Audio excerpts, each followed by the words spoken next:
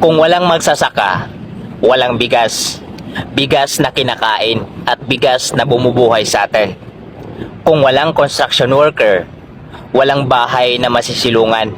Walang gusalit establishmento na mapagtatrabahuan. At walang karsadang madadaanan patungo sa pangaraw-araw nating pangkabuhayan. Pansin nyo ba?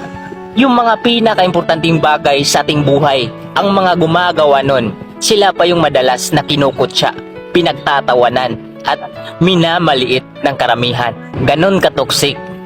Ganon kayo magtrato sa kapwa nyo tao, na kung makapanglait kayo, akala nyo kung sino.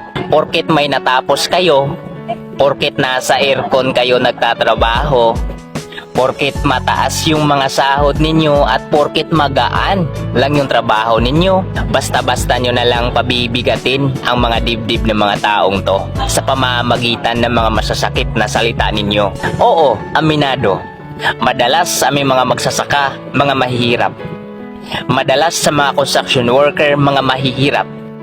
Pero baka sa sobrang taas ng tingin nyo sa mga sarili ninyo, baka hindi nyo napansin na yung mga utang ninyo mataas na rin. Baka hindi nyo namalayan na mas mahirap pa kayo.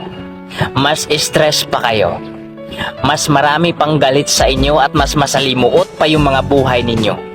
Yung mga kinukutya ninyo, baka mas masaya pa yung mga buhay kumpara sa inyo. Pepersonalin ko kayo. Mamili ba kayo ng taong irerespeto? Mga mayayaman at may kapangyarihan lang ba ang deserve nun? Diba deserve yun sa lahat ng tao? Lalo na sa mga taong mas nagsasakripisyo para sa mas nakakarami. Ikaw, na nang mamaliit sa kapwa mo, tanungin mo sarili mo kung anong mga naiambag mo. Baka sa pagbuhay ng sarili mo pa lang, nagpapatulong ka pa sa ibang tao. Palamunin ka. Isa ka lang sa mga nagpapabigat sa ekonomiya.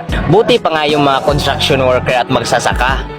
Kahit minamaliit nyo sila na ganun trabaho nila, pero ang laking ambag sa ekonomiya. Klaro pa sa sikat ng araw ang mga naitulong nila. Pero kayo, nagpapapansin at nagsiga-sigaan lang kayo dito sa social media. Sarili lang iniisip, di bali nang may masaktan at maapakang iba.